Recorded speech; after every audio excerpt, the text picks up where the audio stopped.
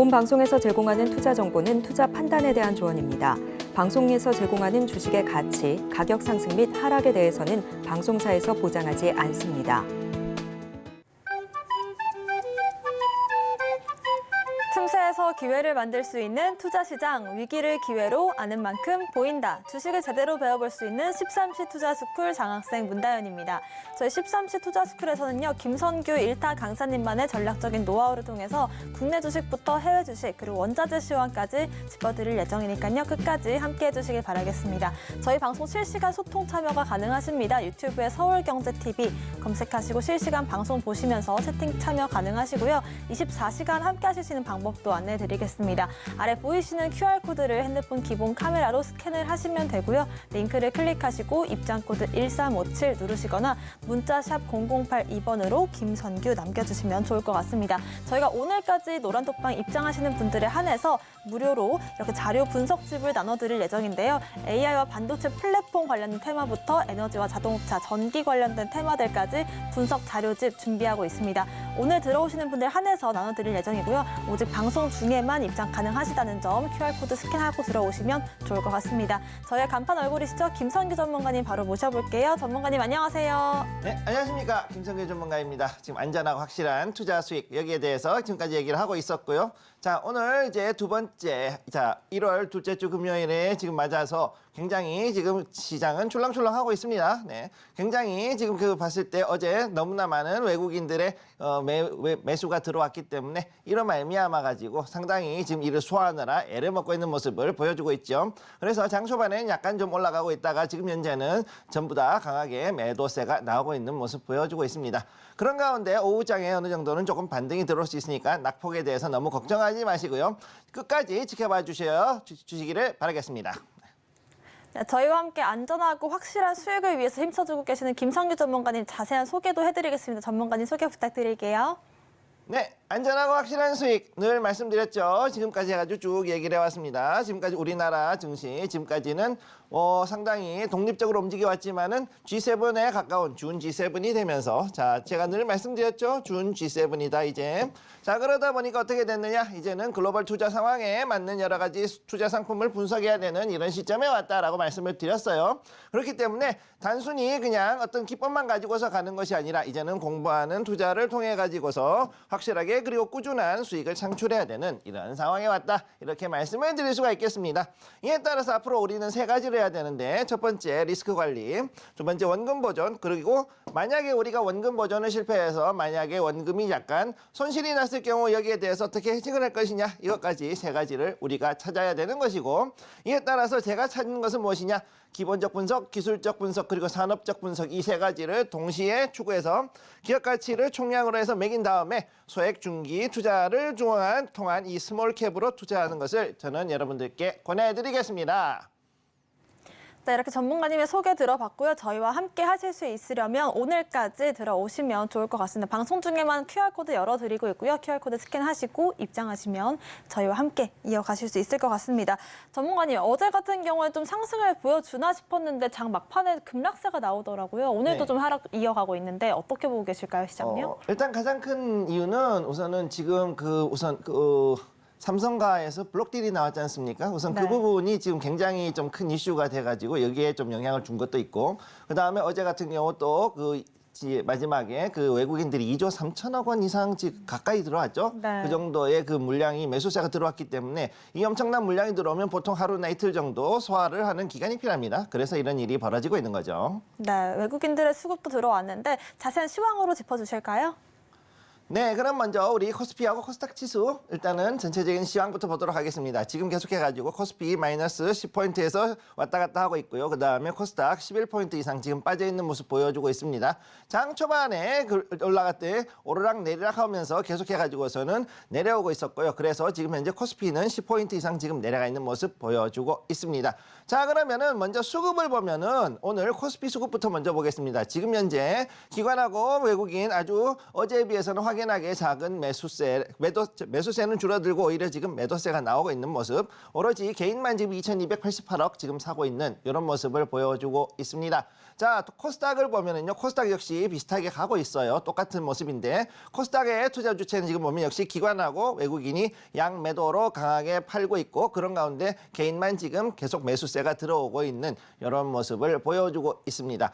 자, 그러면 코스피의 시총 상위권 지금부터 보실게요. 자, 이걸 보시게 되면 삼성전자 약간 올라가 있지만 SK하이닉스가 좀 더 많이 빠졌고 그다음에 LG에너지솔루션 2차전지 부문도 지금 약 1% 정도 빠져 있는 걸 볼 수가 있습니다. 자, 삼성바이오로직스 0.27% 지금 빠져 있고요. 자, 이런 걸로 봤을 때 현재 그 반도체하고 그다음에 관련되어 있는 제약바이오 그리고 2차전지가 생각보다는 좋지 못하다. 즉 어제 봤을 때 거의 뭐 삼성전자에 엄청나게 많은 거의 2,390만 주 정도가 외국인이 들어왔죠. 그러다 보니까 여기에 대해 가지고서도 지금 땡겨 올리고 있긴 하지만은 그래도 생각보다는 강하게 올리지 못하는 모습을 보여주고 있었고, 자, 그리고 코스닥의 시가총액을 한번 보시게 되면은 지금 현재 에코프로비엠 약간 올라간 데 비해서 에코프로는 다시 또 2% 이상 지금 빠져 있죠. 네. 지금 현재 매도세가 나오고 있는 것은 기관을 중심으로 해서 외국인이 여전히 강하게 매도세를 넣고 있다. 특히 2차전지, 그다음에 여기에 HLB 같이 이런 종목들, 즉 제약 바이오 같은 것들도 지금 빠지고 있다라고 보시면 되겠고, 그다음에 알테오젠이 오히려 지금 올라오고 있는 이 모습을 봤을 때 종목별로 제약 바이오들은 조금씩 다르다. 이렇게 보시면 되겠습니다.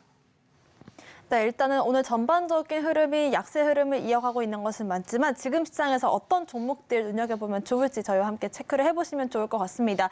일단 미국 증시 같은 경우도 전일 CPI 지수 발표를 이후로 해서 뭐 약세로 마감을 했던 것 같은데요. 자세한 시황 전해주실까요? 자, 미국 증시 일단 보면은 CPI가 급등했죠. 3.4%. 네, 0.3% 올라갔어요. 자, 전월 대비해서 0.3% 올라갔는데 여기에 대해 가지고 시장은 발작을 했습니다. 왜?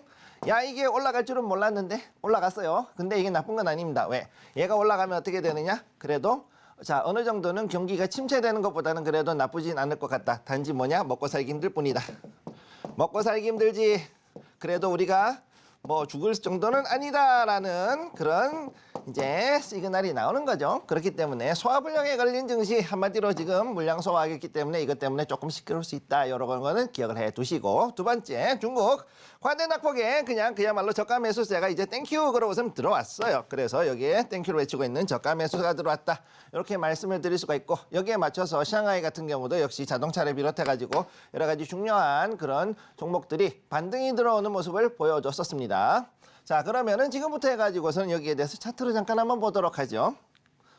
자, 첫 번째 미국장 시황입니다. 보시면 다우존스 지금 해가지고 한 달 가까이 이렇게 해가지고서는 지금 이렇게 횡보, 즉 플랫폼을 형성을 하고 있다. 이렇게 보시면 되고, 두 번째 나스닥 역시 나스닥도 여기서 요 자리, 요 안에서 지금 횡보세, 그 다음에 S&P 500 여기도 역시 마찬가지 이렇게 지금 나오고 있는 걸 볼 수가 있어요. 자, 그럼 얘가 이렇게 지금 가고 있는 가장 큰 이유는 뭐냐? 한마디로 방향을 어디로 갈지 모르니까 그냥 여기서 우선 대기를 하고 있고 어떻게든 버텨야 된다라고 생각을 하고 있는 거죠. 그래서 오늘 중요한 거 미국장에서는 오늘 금요일이 무엇이냐? 두 가지가 있는데 첫 번째 PPI가 나옵니다. 네, 그 다음에 첫 번째는 PPI, 그 다음 두 번째는 뭐냐? 오늘 금요일 금융실적 발표. 금융주 실적. 자, 우리 어제 얘기했던 종금사 4대 종목이 있었죠? 자, JP Morgan Chase, 자, JPM, JP Morgan Chase. 그 다음에 시티그룹, 그 다음에 Bank of America, 그 다음에 누구냐? Wells Fargo. 요 네 개의 회사들이 지금부터 나옵니다. 그리고 또 하나가 뭐가 나오냐? 블랙락이 나옵니다. BRK가 나옵니다. BLK가 나옵니다. 블랙락이 나옵니다. 자, 그래서 얘네들이 지금 현재 어떻게 이제 실적이 좋았느냐? 실적은 모두가 좋다는 건 알고 있어요. 그런데 문제는 뭐냐? 얘가 너네 그러면은 앞으로 올해 2024년에 돈을 더 잘 벌 수 있겠니? 라고 했을 때 그거는 글쎄요. 이렇게 된다인 거죠. 그러니까 이것을 어떻게 해결하느냐가 가장 큰 관건이 될 것이다. 따라서 여기에 따라 가지고서는 이 다우는 약간은 조금 밑으로 떨어질 수가 있고, 그다음에 나스닥은 오히려 여기에서 오히려 받쳐가지고 가든가 아니면 위로 잠깐 올라갔다가 떨어지는 이런 모습을 볼 수 있다는 걸 기억을 해두시고요. 자, 필라델피아 반도체 지수 역시도 여기에 지금 현재 여기가 전 고점이라고 어제 말씀을 드렸어요. 요 전 고점에서 다시금 올라갈까 말까를 고민을 하고 있는데 오늘 CES가 대충 이제 어느 정도 정리가 되고 나면은 여기에 대한 방향이 정해질 것이다. 이렇게 보시면 되겠습니다. 자, 그러면은 중국장을 한번 보도록 하죠. 자, 중국장 여기는 상하이 A, 상하이 B, 그다음에 션전 A, 션전 B 이렇게 해가지고서는 쪼개놨어요.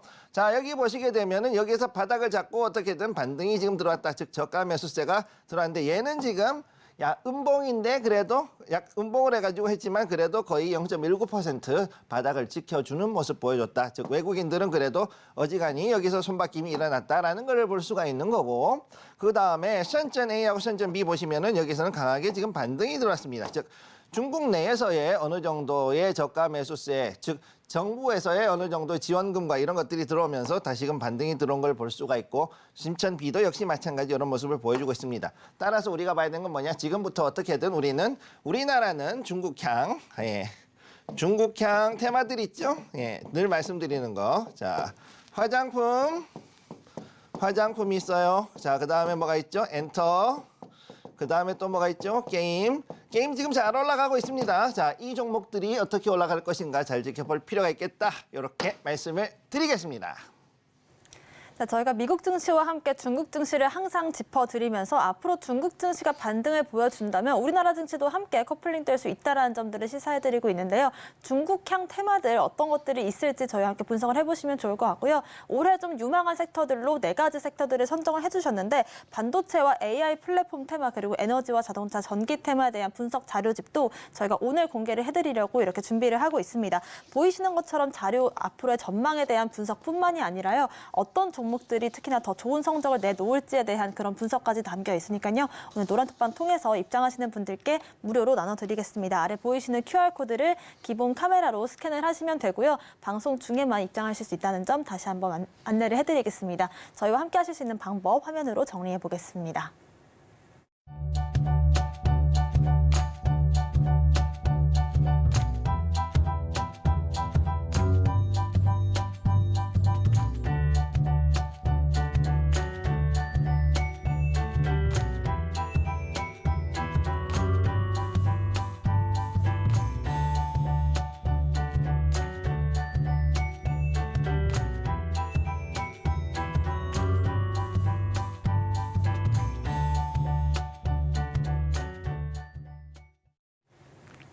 네, 지금부터는 김성기 전문가님과 함께 무엇이든 알려주기 시간을 시작해 보겠습니다. 무엇이든 알려드릴 예정인데 여러분들께서 궁금하신 점들이 있다라고 하신다면 말씀을 해주시면 좋을 것 같습니다. 유튜브에 서울경제TV를 검색하시고 실시간 방송을 보시면서 채팅으로 궁금하신 점들 남겨주시면 무엇이든 알려드리도록 하겠습니다.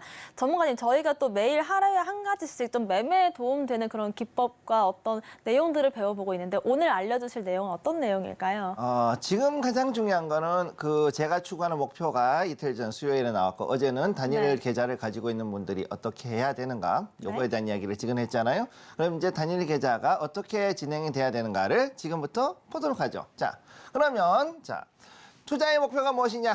우리가 가지고 있는, 즉 제가 얘기하고자 하는 그 부분에서의 가장 중요한 거는 뭐냐? 단일 계좌를 가지고 있는 여러분들이 수익을 증식한 다음에 여기에서 다중계좌, 즉 2개, 3개, 4개 혹은 그 이상의 계좌를 만드는 것이 여러분들에게 가장 중요한 목표가 되겠다. 왜 이 얘기를 하느냐?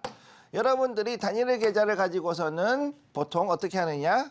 단기 투자, 단타라 그러죠. 단타를 하고 그 다음에 중장기 투자를 같이 합니다. 보통 대부분의 투자자들이 어떻게 하느냐? 계좌 하나를 가지고서 여기에서 중기, 단기를 같이 하고 있다. 이렇게 말씀을 드릴 수가 있죠. 여기서 문제가 발생합니다. 어떤 문제? 내가 분명히 단기 투자를 하고 있는데, 즉 단타 종목을 넣었는데 내가 갑자기 손실을 보기 시작했다. 그러면 손절하고 그냥 다른 종목으로 넘어가야 돼요. 다른 종목으로 넘어가는 게 맞죠. 네, 보통 3일에서 5일 안에 이게 이루어지면은 바로 이게 제대로 수익을 이루지 못했을 때 바로 그냥 다른 종목으로 체인지를 해야 되는데 하지를 못하고 어떻게 되느냐? 강제로 그냥 장기 투자로 가요. 예, 강제로 장기 투자로 가게 돼요. 예. 그래서 10%, 20% 마이너스 갔다가 심지어는 많이 심할 때는 40% 이상 50% 이렇게 마이너스가 나게 되면은 결국은 어떻게 되냐? 눈물을 먹고 손절하고 그러고 나면 어떻게 되냐? 그 주식 다시 올라가는 아주 참 이런 황당한 일들을 겪게 되는 거죠. 네. 우리나라뿐만 아니라 대부분의 미국 주식도 역시 마찬가지, 중국도 마찬가지 현상을 겪습니다. 자, 그러면은 이런 것들을 겪지 않기 위해서 어떻게 되냐? 여러분들이 각자의 투자 목적에 맞는 계좌를 철저하게 구분해서 해야 된다라는 거죠. 자, 그렇기 때문에 요거를 먼저 말씀을 드리고, 그래서 다중계좌로 가면 어떻게 되느냐. 자, 다중계좌 첫 번째 단기, 그 다음에 두 번째는 중장기. 우선 요 두 개를 만드는 거에 신경을 써야 합니다. 요 두 개의 계좌를 만들어서 운영을 할 수 있도록 내가 소액의 종잣돈, 시드머니를, 자, 단일 계좌의 수익을 늘리는 거, 증식하는 것이 중요하다. 요거를 증식을 한다. 어디까지? 최소 2배 정도. 내가 만약 200에서 300만 원 정도 있다. 그러면 500만 원까지, 500에서 1000만 원까지. 자, 일단은 기본적으로는 무조건 하고, 시드머니는 1천만 원을 만드는 것을 목표로 합니다. 네. 자, 무조건 하고 1천만 원이 기본 베이스입니다. 여기에 왔을 때 비로소 우리가 단일 계좌를 가지고서 가는 거를 이제 다중계좌, 즉 2개 이상의 멀티플 계좌로 만들 수 있는 그 마지노선이 생기는 거죠. 자, 단일 계좌의 수익이 늘어났을 때, 자, 200만 원에서 300만 원, 혹은 300만 원에서 500만 원까지 이렇게 늘리는 거는 쉬워요. 500만 원까지는 어떻게든 늘릴 수 있어요. 생각보다는 쉽게 늘어납니다. 잘만 따라간다면. 그런데 여기서부터 해가지고서는 1000만 원으로 넘어가는 단계. 자, 여기에서 엄청나게 큰 바리아가 생기죠. 하다가 보면은 여기에서 분명히 걸립니다. 얘가 생각했을 때 이전에 이만큼 해가지고 했을 때는 됐다 싶었는데 거기에서 꼭 보면은 올라갈 줄 알았던 종목이 떨어지는 그런 일들이 종종 생기죠. 그렇기 때문에 이런 말미암아 가지고서 여러분들이 흔들려요. 흔들리면 어떻게 되냐? 다시금 단일 계좌로 돌아가거나 아니면 여기서 대형 손실을 보고 그러고서는 다시 눈물을 머금고 다시 종잣돈 모은 다음에 이 단일 계좌 200만 원, 300만 원 혹은 요 500만 원을 가지고서 다시금 이를 이제 투자를 진행을 하는데 문제는 뭐냐? 투자를 했는데 이게 계속해가지고 안 되는 경우가 생긴다라는 거죠. 자, 그래서 어떻게든 해가지고선 여러분들이 이 과정을 넘어가는 것이 중요하고요. 이 과정에서 넘어갔다 그러면은 그때부터는 계좌를 하나를 더 만듭니다. 자, 계좌 만드는 건 어렵지가 않습니다. 왜? 증권사에 가가지고 계좌 하나 더 팔고 싶다라고 얘기해도 되고 요즘은 비대면으로 해가지고 계좌 개설하는 게 너무 많아요. 자, 비대면 계좌. 요즘은 비대면 계좌 개설이 쉽습니다. 물론 이제 요즘 너무 이 시세에 대해 가지고서는 문제를 삼는 일들이 많고 그러다 보니까 이거를 이제 할 때 상당히 많은 좀 제약이 좀 들어가는 것은 사실이지만 그럼에도 불구하고 일반 개인 투자자들 같은 경우는 비대면 계좌 개설을 추가로 만드는 것 자체는 그렇게 어렵지가 않다라는 거를 기억을 하십시오. 그래서 여러분들이 돈이 생겼을 때 그러면은 1000만 원이 됐다. 그럼 500만 원으로 2개를 쪼갭니다. 곱하기 2로 해서 2개로 쪼개요. 네. 그럼 이렇게 해가지고서 지금부터 움직이는 것이 자 단기 그리고 중장기 이렇게 갈 수 있는 걸로 여러분들은 기본 틀을 만들게 되는 겁니다. 자 그러면은 요거를 여기까지 왔을 때 주의할 점을 일단 말씀을 드리자면은 다음을 보시기 바랍니다.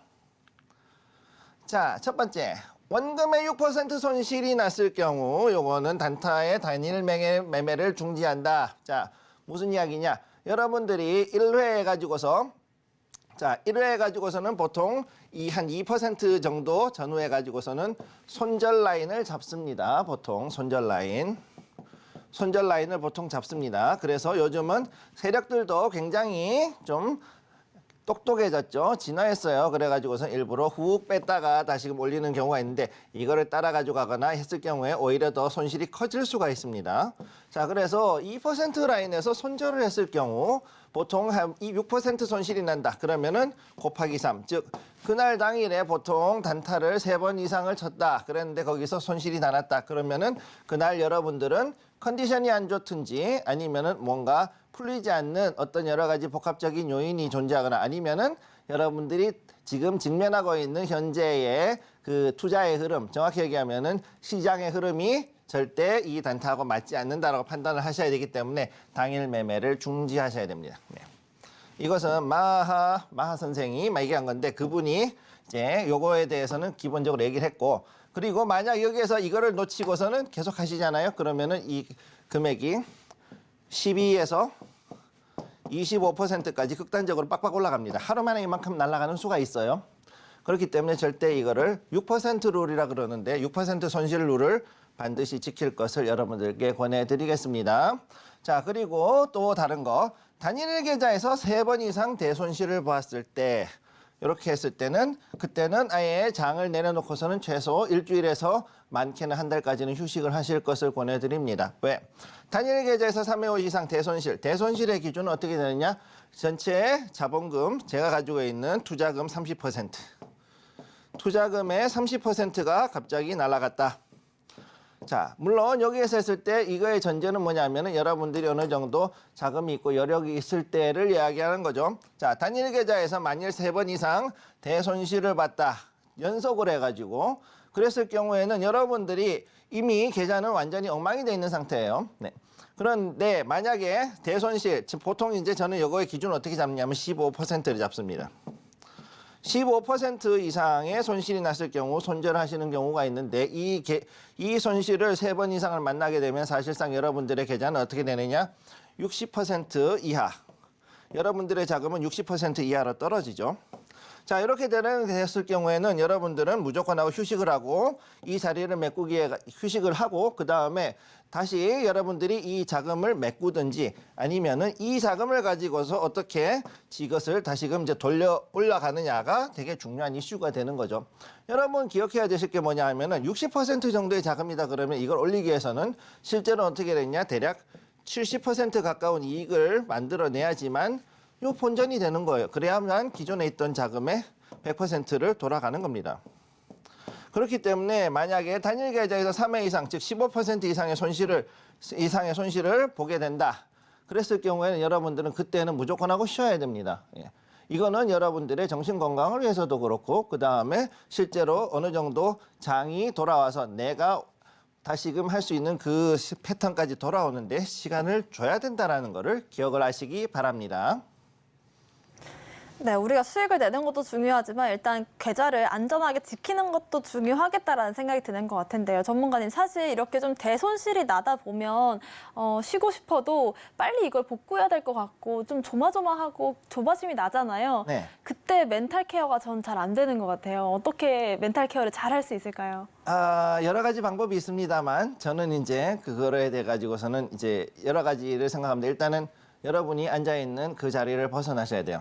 그 자리를 벗어나야 돼요. 그 자리에 앉아 있으면은 스트레스가 더 올라옵니다. 무조건 그 자리를 벗어나야 되고 두 번째는 뭐냐면은 그러고 나서 여러분들이 기존에 항상 스트레스를 풀던 거 그냥 음주나 이런 거 말고 네. 이제 좀 돌아다니면서 운동을 하든가 아니면 내 눈이 컴퓨터 화면이 아니라 다른 것들, 즉 주변의 환경이나 아니면 자연이라든가 이런 것들을 보면서 어떠한 그 들어오는 정보가 달라졌을 때 머리가 네. 정리가 돼요, 그 순간에. 그러니까 그거를 여러분들이 기억을 하셔야 된다는 거를 잊지 마십시오. 그렇습니다. 매매 중독이 되면 안 될 것 같고요. 일단은 머리를 좀 식혀주는 것도 우리가 길게 투자를 하려면 필요한 것 같다라는 생각이 드는 것 같은데요. 우리가 매매를 하면서 멘탈이 흔들릴 때 여러분들의 멘탈 케어도 김성규 전문가님께서 함께 해주실 겁니다. 아래 보이시는 QR코드를 스캔하시면 되고요. 링크를 클릭하고 입장코드 1357 누르고 들어오시면 궁금하신 점들 더 알려드릴 예정이고 강의 기법 같은 경우에도 저희가 준비를 하고 있으니까요. 들어오셔서 질문 남겨주시면 좋을 것 같습니다. 저희와 함께 하실 수 있는 방법 다시 한번 안내드리겠습니다.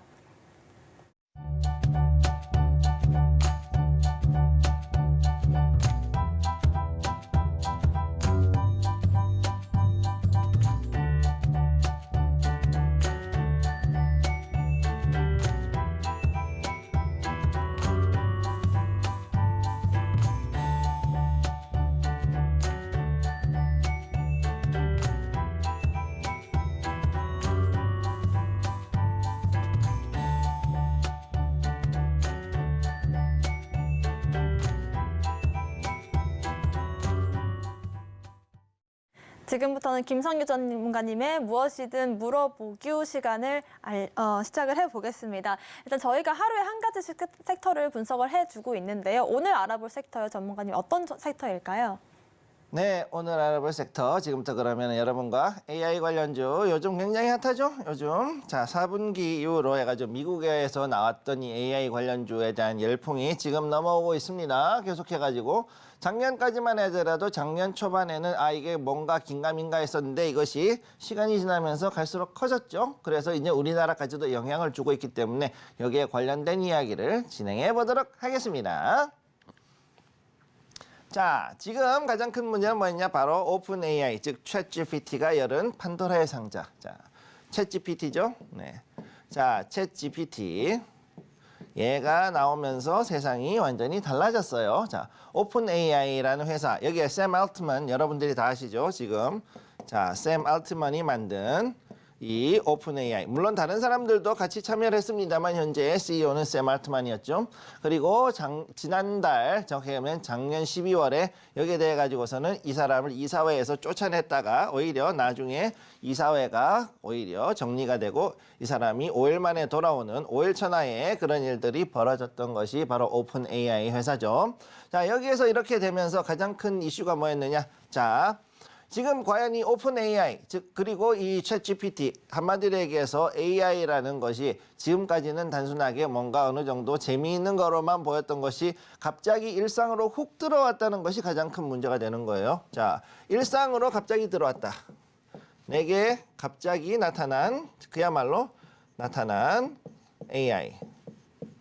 이것이 가장 큰 문제가 되고 있습니다. 자, 실제로 무슨 일이 벌어지고 있느냐 하면은 자, 챗GPT 요거 말고도 이제 구글에서는 바드가 있죠. 구글 바드. 구글에서는 바드가 있고 그 다음에 지금 이제 마이크로소프트 같은 경우도 빙에다가 코파일럿이라고 부르는 코파일럿. 요거 지금 들어가 있죠. 여러분 최근에 요게 아마 업데이트가 됐을 거예요. 그래서 지금은 무료로 하고 있지만 나중에 되면은 좀 더 발전된 즉 어드밴스드된 기능을 가지고 있을 때는 거기에 대해서 유료로 지금 전환해서 쓰고 있는 거를 보실 수가 있습니다. 자, 그래서 이 오픈 AI가 연 판도라의 상자 무슨 얘기냐? 이것으로 인해 가지고 우리가 알고 있던 세상이 지금 엄청나게 바뀌고 있다라는 거죠. 모든 것에다가 AI가 도입이 되기 시작했고 제조 공정, 그다음에 우리의 사무직에서 하는 일들, 그다음에 우리가 하는 지식 산업, 그다음에 심지어는 창조 관련된 것까지도 이제는 AI가 개입을 하기 시작하면서 많은 문제들이 일어나고 있다는 것이 현실입니다. 자, 그래서 요즘은 이제는 미국에서 이거 안 하면은 명함을 못 내미는 상황에 와 있다. 지금 이렇게 된 거고 실제로 그런 예가 어떤 게 있냐? CRM 즉 세일즈포스, CRM 여기도 마찬가지. 자, 그 다음에 또 있냐? 자, 에브고. 자, 우리 브로드컴이라 부르는 요 회사, 요거 이제 그 5G, 6G 관련주죠. 그 다음에 큐컴, 퀄컴도 역시 마찬가지. 퀄컴도 지금 여기에 대해 가지고 이렇게 지금 돌아가고 있는 걸 여러분들이 보실 수가 있습니다. 자, 그렇기 때문에 여기에 있는 통신들을 중심으로 해가지고 이렇게 가고 있다. 그러면 요거 말고도 지금 또 뭐가 있느냐? 이제는 칩셋을 만드는 회사들. 처음에는 물론 엔비디아가 처음에 계속해가지고 제가 이렇게 적는 건 뭐냐 하면은 미국 증시에서의 티커, 쉽게 해서 종목 번호입니다. 자, 엔비디아, 요거 티커가 이렇게 나오는 거고요. 그 다음에 두 번째로 나온 게 뭐냐? 바로 AMD. 자, 두 개의 공통점이 무엇이었느냐? 제가 늘 말씀드렸죠. 얘네들 그래픽 카드를 전문으로 했다. 물론 얘네들이 지금까지 해가지고서는 그거 말고도 여러 가지를 만들었지만 자, 가장 중요한 거는 그래픽 카드 만들던 애들이었는데 얘들이 어떻게 됐느냐? AI 칩으로 바뀌었다. 분야가 바뀌었다라는 거죠. 왜? 그래픽 카드를 잘 만드는 회사가 거기에 있는 연산 회로를 응용해 가지고서는 AI의 이런 생성형 AI, 즉 Generative AI를 만들 수 있는데 더욱더 능숙하기 때문입니다. 자, 얘네들의 특징이 뭐냐? 그래픽 카드는 어떻게 돌아가느냐 하면은요. 한마디로 쉽게 얘기해서 그 우리 상고에 나온 상고의 그 부기 전문하는 직원들이 한 10,000명이 들어있어요. 10,000명이 일하는 곳이다라고 생각하면 되고 우리가 생각하는 CPU는 뭐다? 한마디로 대학원에서 박사과정인 박사 한 서너 명이 일하는 그런 사무실이다. 이렇게 보시면 되죠. 근데 이게 더 낫느냐? 그게 절대 아니고요. 단순하게 해가지고서는 엄청나게 많은 연산을 하는 데는 이쪽이 훨씬 AMD나 이런 그 엔비디아 하는 게 훨씬 더 낫고 그 다음에 좀 더 고성능의 그 다음에 고도의 연산을 할 때는 이런 CPU들이 낫다라는 것을 여러분들이 기억을 하시면 되겠습니다. 잠깐 지울게요, 요거. 자, 그러면 지금부터 얘기를 하도록 하죠. 자, 그러면 요즘 미국에서 이거 안 하면 유명함을 못 내민다. 여기에 들어있는 종목들 첫 번째가 아까 말씀드렸듯이 엔비디아, 그 다음 두 번째가 뭐냐? AMD, 그 다음 세 번째가 뭐다? 자, 지금 나온 인텔, INTC. 인텔이죠? 얘네들이 지금 이제 그래픽카드 3대장이었는데 이제는 AI 칩 3대장으로 지금 가고 있다. 얘네들이 얘기한 게 뭐냐? 온디바이스 AI. 얘네들이 이제 온디바이스 AI를 지금 이제 만들고 있다. 이렇게 보시면 되는 거예요. 근데 여기 뜬금없이 뜬금포로 인텔이 왜 나왔느냐? 얘네들이 얘기했죠. 12월 14일에 가우디 3를 만들었다. 14일에 가우디 3가 나왔다. 이게 뭐냐? 얘가 바로 인텔에서 만드는 그 AI 칩셋입니다. 얘네들이 이걸 했고 여기에 대해 가지고서도 앞으로 이제 우리가 이거를 하도록 우리를 가지고서는 인텔이 이제 뭔가를 세상을 뒤집어 보겠다 이런 얘기를 해버린 거죠. 여러분들은 일상에서 이제 AI 칩을 쉽게 만날 수 있을 것이다라고 이렇게 얘기를 해버렸습니다. 자, 인텔이 왜 들어갔다? 제가 전에도 말씀드렸던 거지만 그도 들어간 가장 큰 이유가 뭐냐? 얘네들은 내장 그래픽 카드 95%, 내장 온보드 그래픽 카드라 그러죠. 내장 그래픽 카드.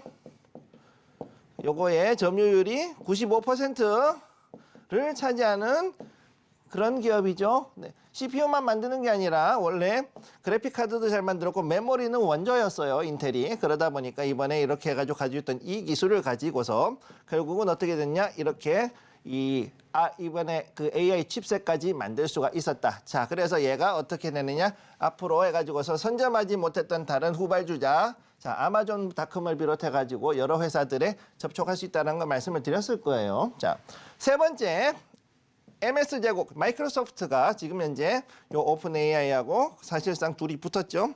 그래서 오픈 AI가 가지고 있는, 즉 챗GPT가 가지고 있는 모든 기술과 이것들은 MS 마이크로소프트로 넘어갑니다. 왜? 얘가 여기다가 10억 불 이상 투자했거든요. 10억 달러 이상, 자, 10억 달러 이상을 지금 여기다 투자를 해줬어요, 돈을. 그리고 필요한 돈하고 장비, 그 다음에 재원들을 다 넘겨주고 있고 데이터 센터까지 넘겨주고 있다 보니까 마이크로소프트는 앞으로 오픈 AI를 장악을 할 것이라고 보고 있고 사실 모든 사람들이 이걸 보고 있고 사실 이것 때문에 샘 알트만이 이사회에서 쫓겨난 겁니다. 네.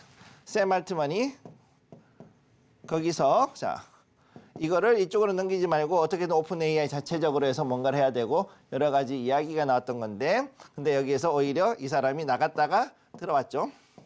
그리고 오히려 어떻게 됐느냐? 우리는 마이크로소프트와의 관계를 더욱더 돈독히 할 것이다라고 해버렸기 때문에 사실상 마이크로소프트는 오픈 AI를 먹었다고 보시면 됩니다. 자. 그래서 이 오픈 AI의 장악으로 해서 앞으로 더욱더 치열해지고 심지어는 어떤 일이 있었냐. 어제 같은 경우 애플과 마이크로소프트 우리 에마죠.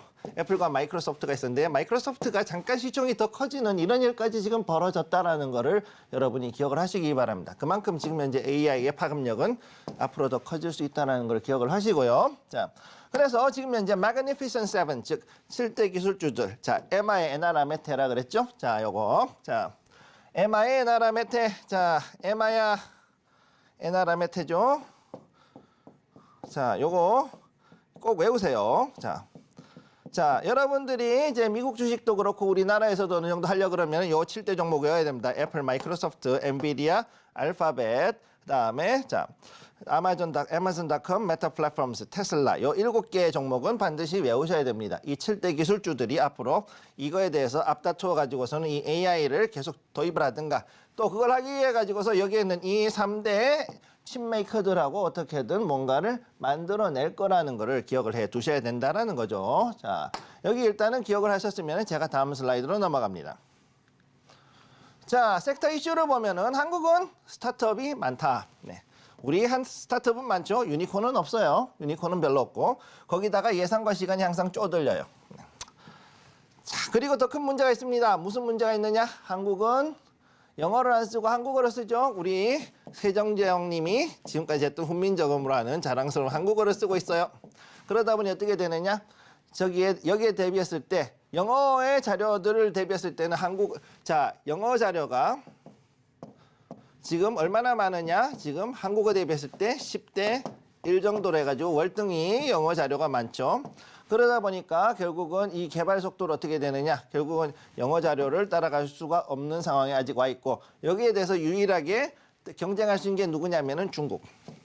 중국은 중국 나름대로 자기들이 가지고 있는 전산 데이터가 있기 때문에 이걸 가지고서는 쪽수로 해가지고서 이제 어느 정도 개발할 수 있고 또 여기다가 어떻게 되느냐 안면 인식이라든가 여러 가지 우리가 생각할 때는 개인 그 정보 보호로 할 수 없는 것들을 중국은 또 하고 있기 때문에 이런 부분들이 오히려 다른 서방권보다 앞서가니까 여기에 대해서 지금 계속 견제를 넣고 있는 거 요거는 일단 기억을 해 두시기 바랍니다. 자, 그런 상황이기 때문에 앞으로 우리는 어떻게 해야 되느냐 그러면 최소한 우리가 미국이나 다른 나라에 있는 생성형 AI에 먹히지 않으려고 그러면 어떻게 해야 되냐 한국어향으로 된 이런 AI 개발은 이걸 해야 될 수밖에 없는데 지금 보니까 스타트업들이 예산과 시간이 부족해요. 자, 그럼 어떻게 해야 되냐 결국은 기존에 있던 플랫폼 종목들 한마디로 얘기해서 네이버, 카카오, 줌, 인터넷 뭐 이런 회사들이 결국은 이거를 가지고서는 진행을 할 수밖에 없는 상황에 와 있고 실제로도 그렇게 될 거라 보고 있고 그 다음 여기 플러스 누가 있느냐 통신사. 자, 여기에 대해서는 통신사들이 또 여기서 참여를 할 수밖에 없다. 즉 대기업들 중에서 통신사가 자금을 넣고 할 수밖에 없는 그런 모습이 있다라는 거 기억을 해두시기 바랍니다. 자, 그래서 AI는 여전히 데이터에 목마르다. 왜? 얘네들이 가지고 있는 데이터가 여전히 한계가 있고 이것만 가지고서는 생성형 AI를 어느 정도 사람 수준으로 올리는 게 쉽지가 않다. 그러다 보니까 이게 되게 중요한 이슈가 되고 있고요. 그래서 데이터가 이것저것 섞이다 보니까는 한마디로 저질스러운 한마디로 좀 뭐라 그래야 되냐. 우리가 생각했던 것보다 우리는 얘가 이 저질스러운 의 뜻이 뭐냐면은 우리가 생각할 땐 10살짜리 지능을 원했는데 이게 들어온 게 뭐냐면 6살짜리 정도의 지능밖에 나오지 않는 쉽게 해서 품질이 생각보다 나오지 않는 그런 AI가 지금 나오고 엉뚱한 오정보가 들어갔을 때 거기에 대한 것들이 나오는 것들 그러게 있어서 자 이걸 어떻게 해결해야 되냐 결국은 안정성이란 거죠. 그래서 2024년도는 AI의 안정성에 대해 가지고 주목을 하는 한 해가 된다. 그래서 이거를 어떻게 할 것이냐가 되게 중요한 이슈가 또 될 것이다. 이렇게 말씀드리겠습니다. 자, 마지막으로 지금 현재 진행형으로 가고 있는 게 그러면 어떻게 되느냐 여기에 대해 가지고 데이터의 저작권 분쟁 이게 지금 굉장히 큰 이슈가 되는 거죠. 멋대로 우리 그 논문 저작사나 아니면은 대학이나 아니면은 여기 프레스 쉽게 얘기해서 그 언론 기관 이런 데서 만들어 놓은 여러 저작권의 그런 그 기사라든가 논문 그다음에 여기에 대한 자료 혹은 법원이나 이런 데서 있는 여러 가지 판례들이 무작정 그냥 그야말로 돈도 안 내고서는 마구 다 집어다 쓰는 것에 대해 가지고서는 돈 내고 쓰세요. 그래가지고 지금 소송이 들어가 있어요 실제로. 네. 그렇기 때문에 이게 지금 이미 시작이 되고 있기 때문에 앞으로 이것이 어떻게 해결될 것인가 이런 부분도 되게 중요한 이슈가 되겠습니다. 자 그럼 마지막으로 여기에 관련해 가지고 우리나라는 어떤 종목이 지금 있는가 좀 볼게요. 자 우리나라에서는 봐야 되는 거 JCN 시스템 얘는 뭐냐 우리나라의 엔비디아 그래픽 총판이죠. 엔비디아 총판이죠. 네. 자, 엔비디아 총판이에요. 자, 그래서 보면은 상당히 재밌는 게 요때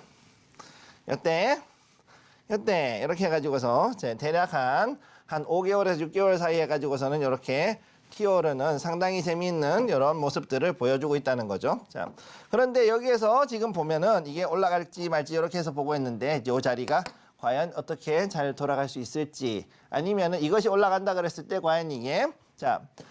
엔비디아나 다른 것들의 매출 때문에 그런 것인지 아니면은 AI 때문인 것인지는 상당히 조금 애매한 종목이긴 합니다. 그렇지만 얘네들은 일단은 그래픽 카드, 그래픽 카드가 특히나 많은 소요가 있기 때문에 여기에서 만약에 AI 칩이 있다.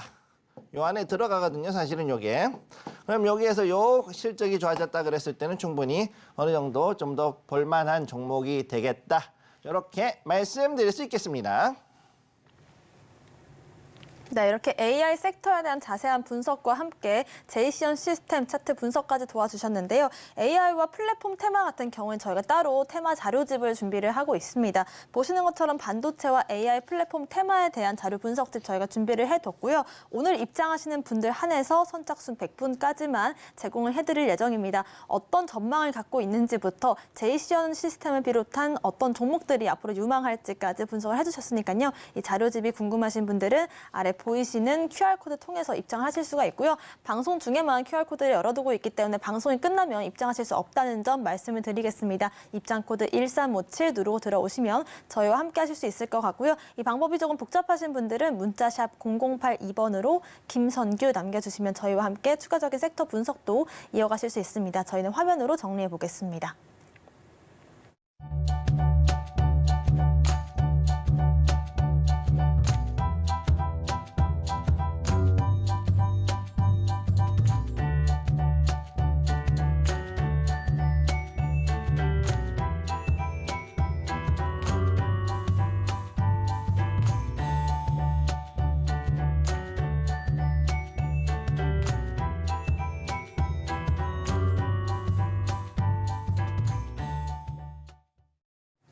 네, 이어서 오늘 장에서 분석해보면 좋을 테마들도 짚어보겠습니다. 전문가님, 오늘 어떤 테마들 눈여겨볼까요?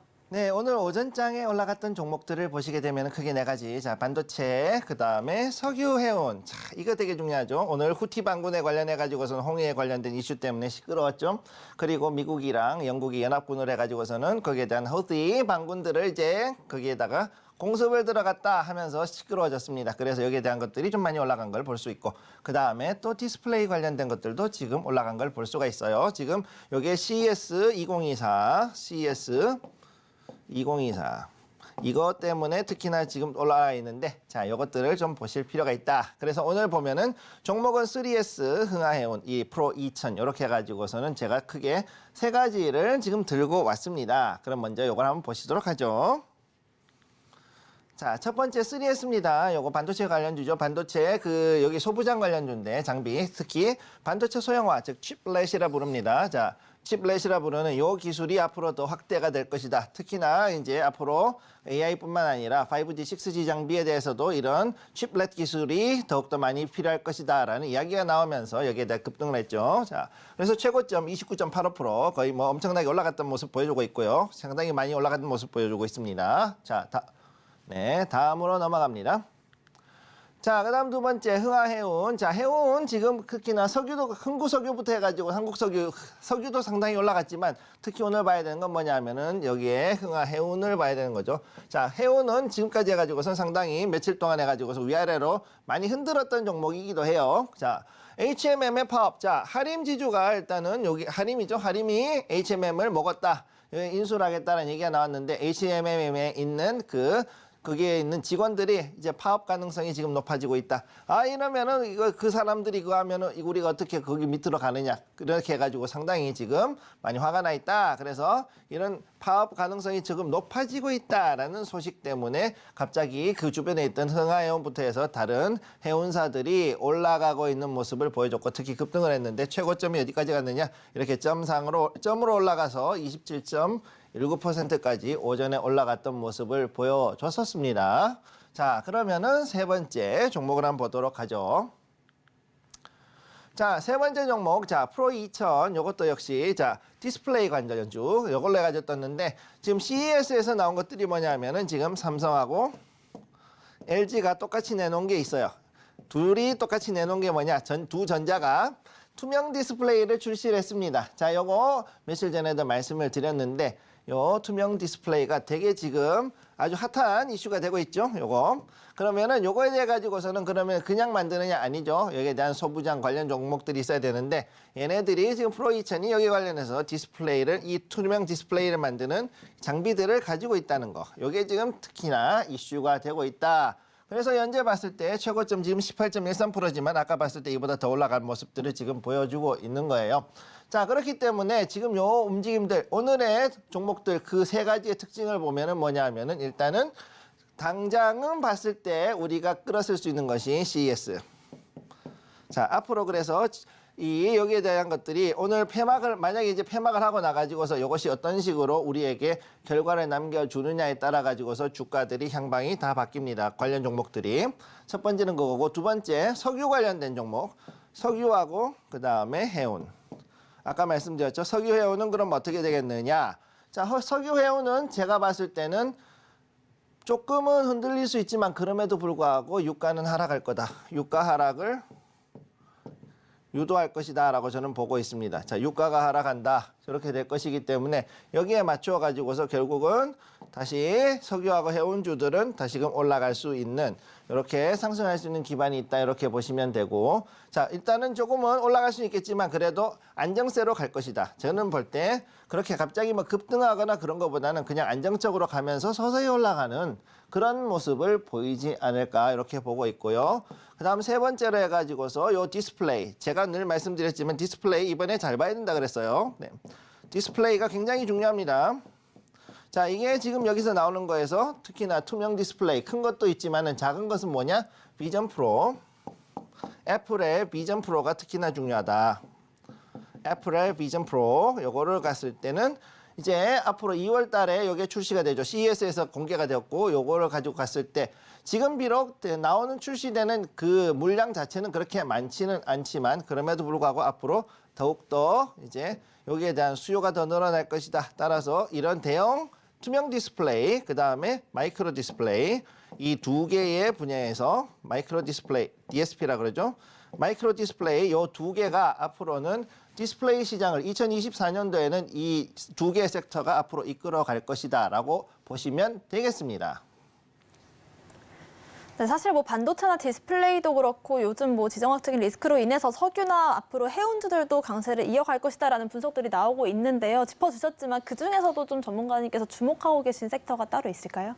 지금 일단은 우선 1월 달을 중심으로 봤을 때는 디스플레이를 우선 최우선으로 보고요. 네. 그다음에 여기에 대한 디스플레이 칩. 여기에 나오지 않았지만 디스플레이 칩이 있어요. 그것들을 먼저 또 보셔야 되고 그다음에 세 번째로 봐야 되는 게 반도체 중에서 이제 AI. 그 중에서도 이제 또 칩렛, 그중에 즉 비메모리 부문에서도 칩렛으로 하는 후공정 패키지를 할 수 있는 업체 이런 것들을 좀 지켜보실 필요가 있겠습니다. 그렇습니다. 전문가님께서 유망하게 보시는 테마까지 짚어주셨다면 오늘의 히든 종목도 알아봐야겠죠. 전문가님, 오늘의 히든 종목은요? 네, 오늘의 히든 종목은 여러분들이 좋아하는 단기 투자용 종목으로 한번 가보겠습니다. 한번 보죠. 자, 오늘의 히든 종목 보시면은 5G 무선 통신 장비 관련주. 자, 이것만 하더라도 여러분 뭔가 좀 냄새가 스물스물 올라오죠. 네. 자, 그리고 매출 실적이 지금 늘어나고 있다. 안 늘어난 데가 없겠지만 그럼에도 불구하고 상당히 견실한 움직임을 보이고 있기 때문에 제가 이 종목을 특히 더 주의해서 가져왔고요. 다음에 지금 현재 활발한 투자 현금 흐름. 이게 무슨 뜻이냐? 얘가 지금 5G, 6G인데 5G 무선 통신인데 투자 현금 흐름이 올라갔다. 그러면 여기를 통해 가지고서는 각종 그 시범 사업의 용역이나 이런 것들이 들어가는 건데 여기서 받는 건 뭐냐? 5G의 생산, 기기 생산도 있지만은 두 번째는 뭐냐? 6G 상용화에 대한 연구가 들어간다. 두 가지가 동시에 들어간다라고 볼 수 있는 거죠. 자, 그렇기 때문에 이걸로 보면은 투자 현금 흐름이 들어갔다. 그럼 얘는 분명히 앞으로 6G까지도 볼 수 있는 종목이다. 이렇게 생각을 하시면 됩니다. 사실상 5G, 6G 테마라는 게 별거 없어요. 둘 다 똑같아요. 통신 장비예요. 통신 장비 테마입니다. 한마디로. 통신 장비 테마다. 자, 그렇기 때문에 이 통신 장비 테마가 어떻게 움직이는가는 앞으로 여러분들이 잘 지켜봐야 되고 이게 만약에 에릭슨, 노키아나 뭐 다른데 이런 데하고 연결이 돼 있으면 또 얘기가 또 달라지고요. 그 다음에 또 이것들이 어떻게 또 잘 이제 다른 회사들하고 연결이 되고 파급을 하느냐에 따라서 충분히 단기적으로도 급등할 수 있는 종목들이 상당히 많습니다. 자, 그래서 차량용 IoT 사업에도 최근에 들어가지고 여기 지금 이 회사는 진출해서 거기에 관련된 회사를 인수를 했기 때문에 이걸 좀 더 지켜볼 필요가 있겠다. 자, 이렇게 말씀드리고 다음으로 차트를 한번 보겠습니다. 차트 이거 주봉이고요. 주봉으로 봤을 때는 여기에서 바닥을 이렇게 잡아가지고 서서히 올라가고 있는데 이 자리에서 오늘 상당히 급등이 나왔죠. 이번 주에. 자, 그러니까 여기서 봤을 때 여기에서 걸리겠느냐? 안 걸리겠느냐? 제가 봤을 때는 요거를 넘어갈 수 있다고 보고 있고요. 그런데 요거를 넘어갔을 경우에 상당히 위로 해가지고서는 이 자리까지는 충분히 올라갈 자리가 있다. 이렇게 보고 있기 때문에 그래서 요거에 대해서는 저도 나름 단기적으로 여기에 대한 움직임을 볼 필요가 있겠다. 이렇게 말씀드리겠습니다. 네, 저희가 단기적으로 좀 공략할 수 있는 종목 오늘의 히든 종목으로 제시를 해주셨고요. 자세한 종목명과 함께 자세한 가격 전략은 노란톡방 통해서 말씀을 드리겠습니다. 아래 보이시는 QR코드를 스캔하시면 되고요. 방송 중에만 입장하실 수 있다는 점 다시 한번 안내를 해드리겠습니다. 오늘의 히든 종목 화면으로 정리해 보겠습니다.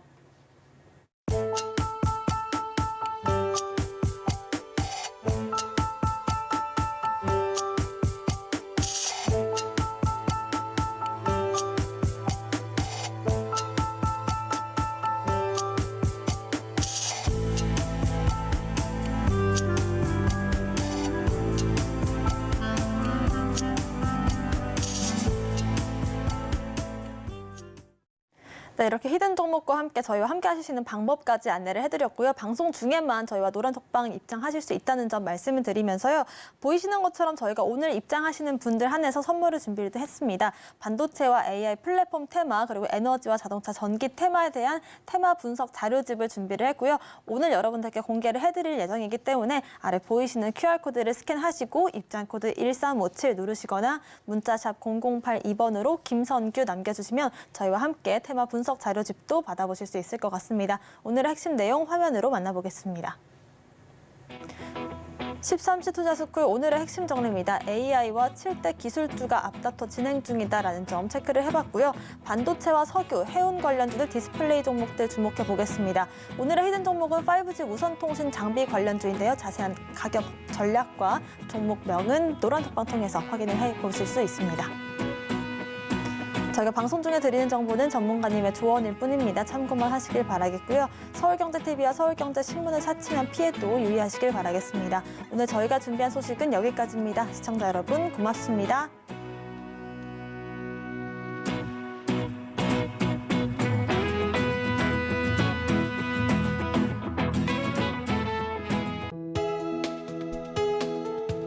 본 방송에서 제공하는 투자 정보는 투자 판단에 대한 조언입니다. 방송에서 제공하는 주식의 가치, 가격 상승 및 하락에 대해서는 방송사에서 보장하지 않습니다.